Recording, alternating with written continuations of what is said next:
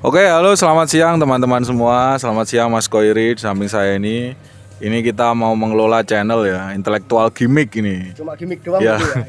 ini nanti di sini kita akan mencoba untuk menuang satu analisis sedikit banyak terkait fenomena-fenomena yang sedang ramai di sosial media sekarang. Nah, perlu teman-teman ketahui bahwa intelektual gimmick ini satu channel yang dikelola oleh Diskursus Institute, satu institusi yang bergerak di dalam pengkajian, penelitian dan analisis lah.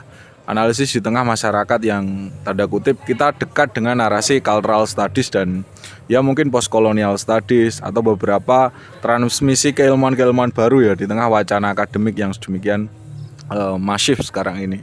Nah, siang ini di dalam podcast ini kita akan bersama Mas Koiri ini, salah satu jurnalis dan juga peneliti di Diskursus Institute. Dan perkenalkan saya sebagai sopo, nama saya ini Koim Sabilillah. Jadi kalau membicarakan strukturnya ya ada Mas Saipul Mustafa dan ada Mas Gilang itu dan teman-teman banyak juga sebagai peneliti dan kontributor. Nah, di dalam podcast kali ini teman-teman kita akan mengulas terkait fenomena yang sedang ramai ya. Mungkin saya ingin sedikit menuang sebagai pemahaman awal ya. Bagaimana kan kita tahu bahwa kemarin media nasional ini atau Trans7 ya kita menyebutnya melakukan semacam penayangan konten terkait salah satu tradisi atau fenomena yang ada di pondok pesantren. Nah, kita tahu exposure yang dibangun di dalam frame itu sangat mencolok di pondok mana dan ada narasi yang cukup negatif. Dia ngomong bahwa pesantren tidak lepas dari tradisi feodal mungkin, atau sebagian orang netizen ngomong ini juga corak perbudakan gitu dan lain sebagainya. Nah, ini Mas Koiri karena latar belakangnya seorang jurnalis, saya kira perlu kita tahu apa itu etika-etika atau hal mendasar terkait peliputan atau mungkin terkait jurnalisme itu. Kira-kira seperti apa Mas Koiri? Oke. Jadi gini Mas ya. Kalau kita membicarakan terkait kasus kemarin, kasus kemarin itu ada suatu fenomena yang unik menurut saya ya. Karena sebenarnya beberapa hari lalu saya sempat kaget, tiba-tiba teman-teman saya yang dari pondok-pondok itu buat story bareng-bareng. Kok boikot, ini ada apa kan gitu. Setelah saya cek videonya, ternyata memang video tersebut itu berpotensi untuk menjadikan konflik sedemikian rupa ini gitu. Tapi yang menjadi pertanyaan, apakah konten tersebut itu termasuk hanya konten atau termasuk berita atau justru hanya menampilkan suatu hal yang sedang trending, kan gitu. Itu pertanyaannya. Seringkali kan semacam upaya media massa untuk mengikuti gerak sosial media. Mereka itu kan mengambil video dari TikTok atau dari sosial media, nanti di sana dia balut dengan komentar-komentar netizen. Apa seperti itu atau gimana kira-kira Mas Koiri? Oke, jadi kalau sifatnya seperti itu ya, itu belum bisa dikatakan sebagai produk jurnalistik karena iya, karena belum ada keberimbangan di sana gitu. Begitupun kan kalau di akademik kan seperti itu ya Mas ya. Kalau kita melakukan penelitian teman-teman, itu kan kita juga harus melibatkan objek yang kita teliti. Betul sekali. Kalau tanpa seperti itu kan kita bisa seperti orang barat lah ya. Kalau menuding orang-orang timur kan kita yang nggak beradab dan lain sebagainya, seperti itu. Gerakan apa? Orientalisme itu. Gerakan orientalisme. Tapi berarti di dalam konten yang dihasilkan oleh Trans7 itu tidak ada partisipasi langsung. Kalau kontennya kita membicarakan jurnalistik, pihak dari mereka atau subjek yang diliput itu tidak punya feedback langsung kepada media yang meliput gitu ya? Iya, bisa dikatakan seperti itu Mas. Karena kan di sana hanya narasi tunggal yang ada gitu. Hanya menampilkan sebuah video, ya ada beberapa sih ya yang anak-anak santri itu yang antri untuk minum susu dengan berjalan jongkok, ada juga yang jeruk dilempar-lempar itu memberikan apa namanya bisaroh ya, memberikan amplop. Terus ada juga yang ini lagi teman-teman santri itu lagi roan. Roan itu kayak apa ya, kerja bakti bareng-bareng ya, membersihkan lingkungan pondok ataupun rumah kiainya biasanya seperti itu. Dari tampilan-tampilan itu saya sebenarnya belum begitu paham ya terkait bisaroh dan roan ini tuh konsep utuhnya seperti apa. Tapi setelah saya coba cari di googling gitu, belajar ya, itu memang intinya bisaroh itu adalah tanda apresiasi kita terhadap jasa kiai yang sudah memberikan ilmu, ataupun roan pun seperti itu, melatih kita untuk bergotong royong kan seperti itu. Betul, dia punya dimensi sosiologis, dia punya dimensi keberpentingan terhadap masyarakat dan lain sebagainya. Tapi kembali ke pertanyaan awal gini Mas Koiri, yang saya bingungkan juga ya. Dalam konteks media massa sekarang, apakah model konten semacam ini menunjukkan bahwa televisi atau media massa konvensional itu sudah tidak bisa istilahnya ikut berlaga di dalam perputaran konten yang sangat cepat di sosial media? Atau bentuk kekalahan akhirnya mereka malah mengambil ya bisa jadi seperti itu ya. Karena kan mau tidak mau di masa sekarang ini kita memang harus mengakui kita itu perlu rating, perlu engagement, perlu view. Mungkin itu adalah salah satu upaya untuk mengejar hal-hal tersebut gitu. Tapi yang menjadi suatu hal yang disayangkan, kenapa konten seperti ini itu bisa lolos filter? Nah, itu pertanyaannya. Kan seperti itu. Teman-teman kan sempat ramai ya membahas terkait voice over-nya. Ya, betul. Voice over-nya itu yang dicari untuk seperti apa. Itu padahal kan yang harus kita pertanyakan itu bukan voice over-nya, tapi bagaimana redaksinya atau bagaimana si penulis naskahnya sehingga membuat naskah seperti itu. Soalnya kan kalau voice over itu dia hanyalah orang yang membacakan, teman-teman. Dia bukan pembuat naskah, bukan master plan atau tinkernya, bukan. Dan kalau membicarakan media itu kan juga seringkali gini, Mas, ada pertanyaan relasi kuasa atau relasi politik apa yang dibangun. Apakah mungkin misal kalau kita tahu kan seringkali kritik di dalam analisis wacana itu kan ngomong media massa atau televisi atau media nasional itu seringkali tidak lepas dari keterikatan dengan politikus-politikus tertentu. Nah, apa itu juga bisa kita analisis ya, bahwa Trans 7 lah, mungkin di lain sisi ada TV One, ada JTV, itu juga ikut sebagai media percaturan politik para elit-elit ini kira-kira. Kalau menurut Mas Koiri ya? Bisa jadi dan bisa jadi tidak ya, soalnya saya tidak tahu juga ini. Kan seringkali kita sulit memisahkan ini media ini digunakan sebagai kontrol kekuasaan atau tujuan partai tertentu ya. Kita tahu ada satu televisi yang narasi-narasi atau lagu mars partainya terus didengungkan, itu kan juga ada. Karena sebenarnya gini, media itu kan adalah badan yang independen ya. Independen itu kan bukan kita itu ada di tengah atau netral. Kita kan pasti independen itu sebenarnya ada di salah satu pihak tapi dipaksa untuk ke tengah. Independen kan sebenarnya seperti itu. Berbeda kalau kita emang netral. Netral kan kita tidak memblok kanan ataupun blok kiri kan gitu. Jadi ya bisa jadi memang ada pengaruh politik, bisa jadi. Oke, kalau kemungkinan itu sangat sangat mungkin ya, otomatis kan pembacaan kita terhadap media massa sekarang itu juga perlu dibaca ulang lebih kritis kan gitu. Saya pribadi itu masih membaca ya, tapi dari beberapa liputan ya, mungkin dari Tempo, Mas. Nah, pertanyaannya juga, ini kan kalau ngomongin media massa setingkat televisi, itu kalau di dalam rumpun media jurnalistik yang berbasis tulisan seperti kayak Detik, Tribun, atau mungkin di Radar ya kalau Mas Koiri ya, itu kira-kira intensitas semacam apa yang kita pertanyakan tadi masih kuat apa enggak? Yang mana ini? Yang soal politik atau politiknya, relasi politik yang dibangun. Kalau relasi politik tuh seperti apa ya? Mungkin kalau kehaluan itu masih patut dipertanyakan ya. Tapi kalau bagaimana cara kita hidup gitu. Gini teman-teman, di media itu saat ini emang sulit hidup kalau kita tidak mendapatkan yang namanya advertorial. Ya, itu otomatis media juga ikut serta di dalam membangun karakter pasar kapitalnya juga ikut serta kan gitu. Jadi kenapa saya bilangnya mungkin ada kecenderungan politik atau seperti apa?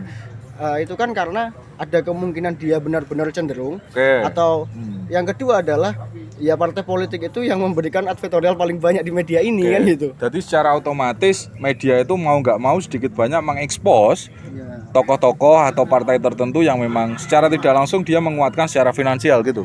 Bisa jadi seperti itu. Tapi kan bukan dalam artian akhirnya media itu mempengaruhi seseorang untuk memilih ataupun ikut dalam partai politik atau sosok-sosok tertentu ya. Tapi kan media itu hanya mengabarkan kegiatan dari partai politik tersebut. Jadi seperti itu. Kalau soal framing atau politik view itu, kalau pengalaman Mas Koiri untuk melihat satu berita itu biasanya sikap apa yang didahulukan sebelum kita membicarakan tentang hal-hal lain, khususnya inti dari permasalahan itu? Kalau dari berita sendiri kan seharusnya kita ketika mau mengambil berita ya, kan kita harus melihat pertama faktor kedekatan dulu. Terus ada faktor lain seperti dia berimpact gak sih sebenarnya ke masyarakat. Jadi hal-hal seperti itu harus diutamakan. Dan yang paling penting itu adalah keberimbangan kalau kita membicarakan terkait kasus-kasus yang sensitif ya. Entah itu terkait politik, agama ataupun kebijakan-kebijakan pemerintah. Jadi harus ada misalnya ada fenomena demo gitu ya. Kita juga harus mendapatkan statement dari masa aksi, Masa aksi. begitupun dari pemerintah juga. Oh, dari dua kutub ini harus diekspos sama rata, Ya. komposisinya sama gitu. Oke. Padahal kemarin itu ya, saya sedikit kan sering scroll TikTok gitu kan, main TikTok gitu. Beberapa kali itu sebenarnya saya malah melihat ada fenomena Lord Suroso itu. Mungkin Mas Oh, Koiri iya. tahu ya. Itu bagaimana hasil dari sinetron atau sinema elektronik yang dibuat atau rumah produksi oleh televisi nasional itu sedang tren-trennya itu sebenarnya di sosial media seperti TikTok atau Instagram. Yang mana itu kan sebenarnya upaya juga bahwa dapur produksi dalam konteks tema-tema religius, moralitas itu sebenarnya juga punya daya tarik juga di dalam konsumsi media masyarakat. Nah, tapi anehnya dalam fenomena ini kan menambah tanda kutip mungkin juga akhirnya ketidakpercayaan masyarakat terhadap media massa juga mungkin semakin bertambah. Apalagi kalau kita membicarakan pondok pesantren tidak lepas dengan Nahdlatul Ulama. Anehnya memang juga sekarang terjadi bagaimana demonstrasi yang digerakkan oleh teman-teman Ansor atau mungkin teman-teman Banser dan beberapa alumni-alumni dan lembaga-lembaga alumni ya dari pondok pesantren yang menyuarakan juga kasus semacam ini.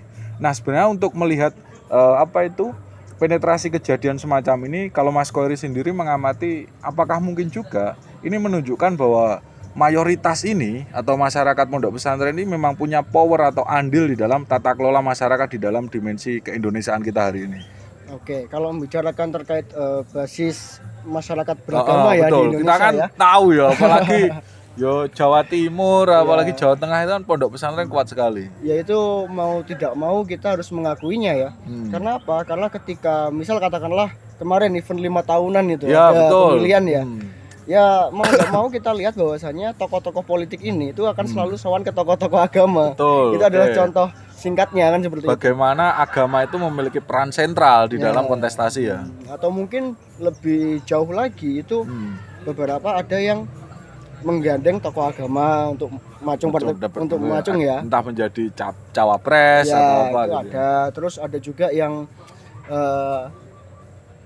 dia tidak begitu dikenal sebagai Gus, tapi Ya. ketika dia naik tiba-tiba ada nama Gusnya di depan. Ya, Nah, ini oke. kan suatu hal yang patut dipertanyakan itu. Itu kan hampir sama seperti gelar sarjana itu dapatnya dari mana sih, Mas? Ya, Kan betul. gitu. Gelar Gus ini sebenarnya dapatnya dari mana kan gitu.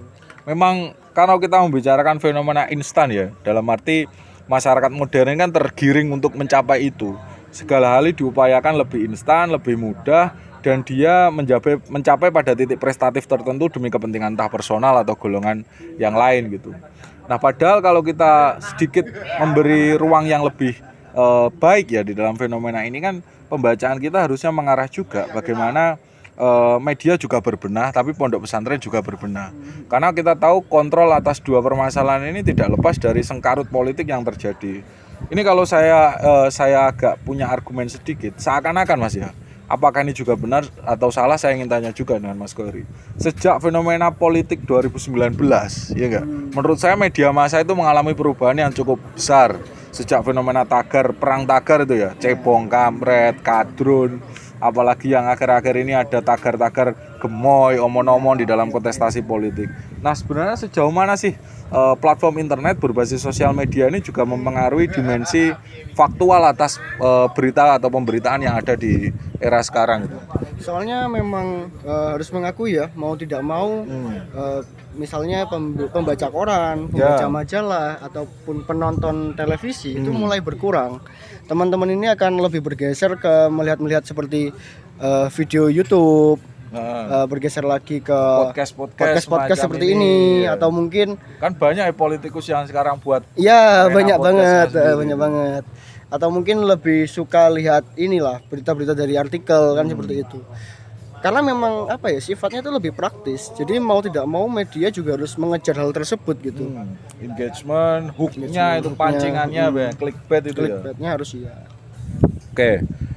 Jadi itu teman-teman, mungkin fenomena ini memang menjadi satu isu yang terus berputar ya kira-kira ya, apalagi di dalam kontestasi politik. Kita tahu segala bentuk upaya kritik yang terjadi memang seringkali dari sebagian sisi melihat dalam koridor ini bentuk mau otoritarianisme katanya ya. Tetapi di lain sisi agama juga berperan di dalam kontestasi kemenangan Bapak Prabowo atau penguasa pada era saat ini juga. Sebenarnya teman-teman bisa mengkaji hal-hal ini dalam teori yang sangat sangat banyak ya, bagaimana peran-peran militer atau peran birokrasi juga dan juga media kemarin. Entah mengapa saya melihat juga itu.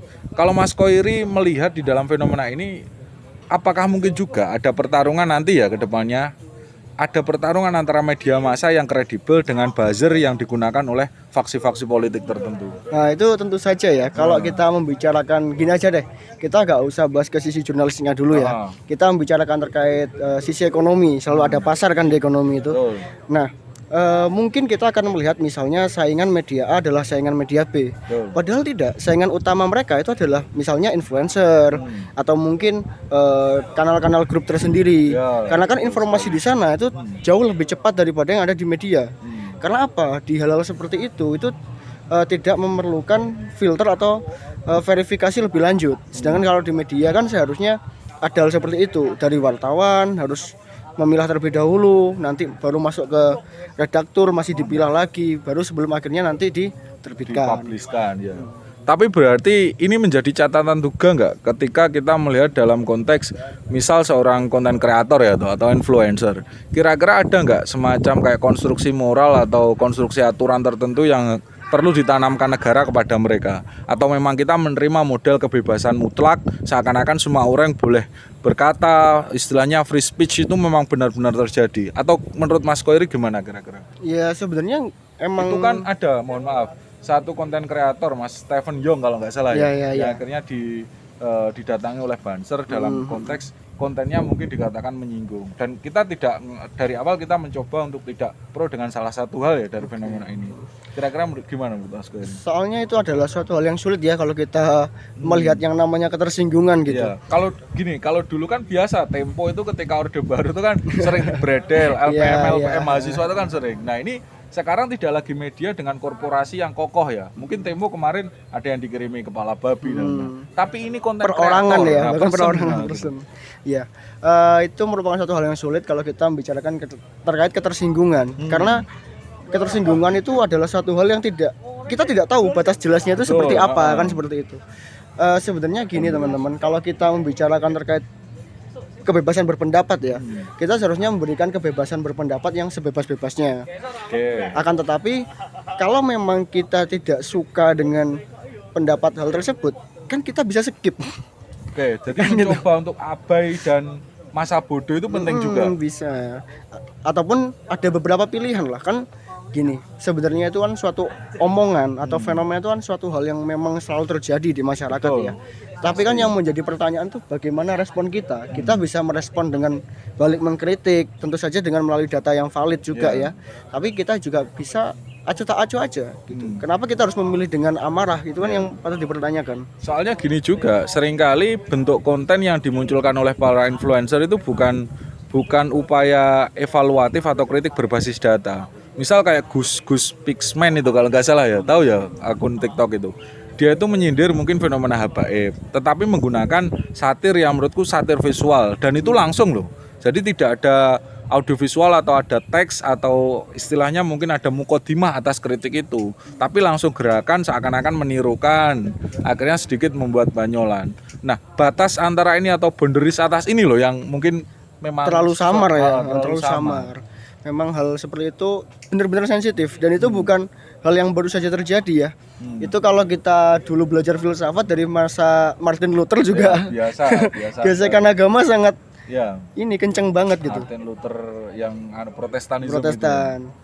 Oke, mungkin itu teman-teman ya, sedikit banyak kita akhirnya tahu bahwa fenomena media sosial atau media massa sekarang ini memang tidak lepas dari rangkaian peristiwa politik, rangkaian bagaimana masyarakat ini sedikit banyak perlu dibaca menggunakan ya pendekatan-pendekatan tertentu yang harus relevan gitu ya. Mungkin fenomena ini menjadi satu catatan juga, dan ini menjadi permasalahan yang perlu kita tilik menggunakan kacamata ya akal sehat dan lain sebagainya. Mungkin itu teman-teman, terima kasih Mas Koiri ya. Nanti kita akan terus buat konten terkait hal-hal yang sedang ramai diperbincangkan di tengah masyarakat, atau mungkin kita juga akan mengulas beberapa teori-teori tertentu yang mungkin menarik untuk teman-teman kaji lebih dalam. Oke, terima kasih Mas Koiri. Oke, assalamualaikum warahmatullahi wabarakatuh.